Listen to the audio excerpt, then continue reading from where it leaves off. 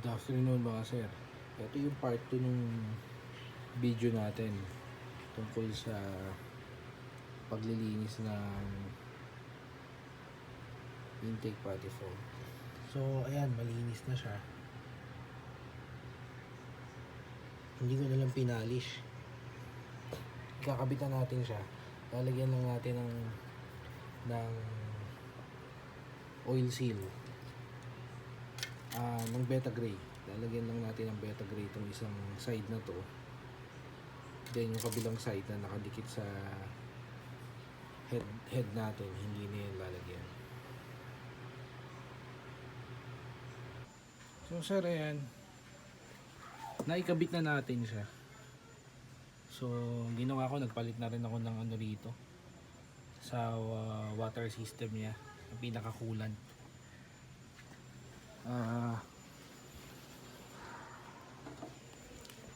Ito yung pinalitan natin original na Hyundai.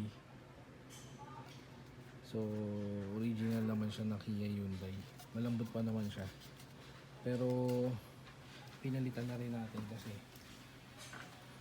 pagka if ever masira siya, tatanggalin pa rin natin yung alternator. Kaya ang ginawa ko, pinalitan ko na rin, sinabay ko na pati itong sa oil ng engine natin, pinalitan ko na rin yan. So update ko kayo dito sa ginagawa natin. So ayan guys, okay na, linis na rin natin ulit itong throttle body, turbo sensor, na linis na rin yan, although malinis pa naman sila. Pupunasan na lang natin yan after malinis na rin itong yan nga, yung binaklas natin intake manifold. So before you start, i-double check nyo, ikutan nyo yung mga binaklas nyo. Check nyo rin kung may nalagdag na tornilyo o tools, ganyan. So check nyo lang din mabuti mga terminal para walang hassle. So magdadagdag tayo ng coolant kasi nabawasan, o nag-drain kasi tayo dahil tinanggal natin yung hose. So wala naman na siyang kulang, so babalik na natin siya para ma-start, para ma-test okay siya. Hindi na lang naman natin na ibabalik yung gulong. Ayan. Pero okay na siya, okay na. So start lang natin siya.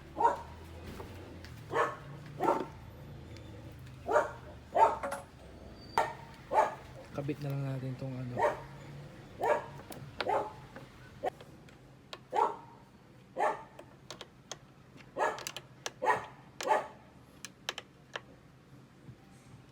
Ayan sir, higpit ano lang yan, pulso. So okay na. Start natin.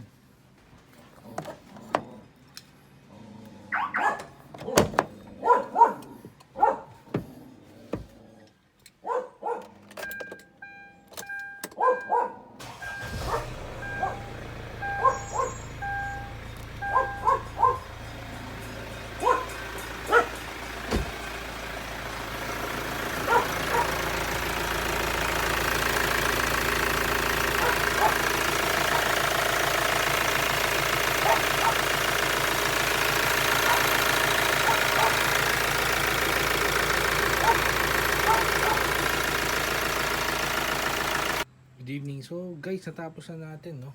Malinis na rin.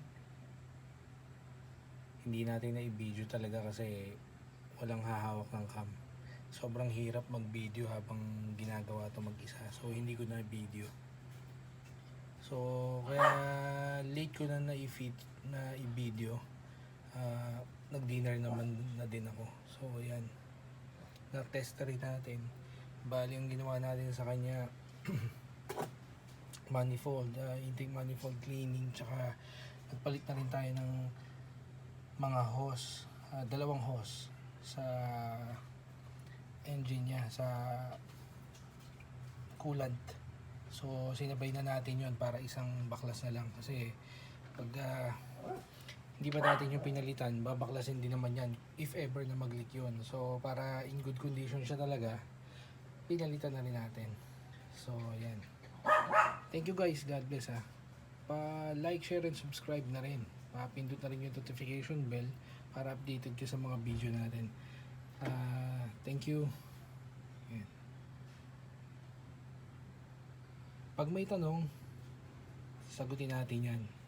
Especially sa mga naka-Kia dyan na umuuntog yung alternator niya. Kaya hindi madaling linisin yung intake manifold niya. Pero believe me, kayang i-DIY yan. Madali lang baklasin yan. Lalo na yung pump belt niya. Malambot lang naman yung ano niya, adjuster niya. Thank you. God bless.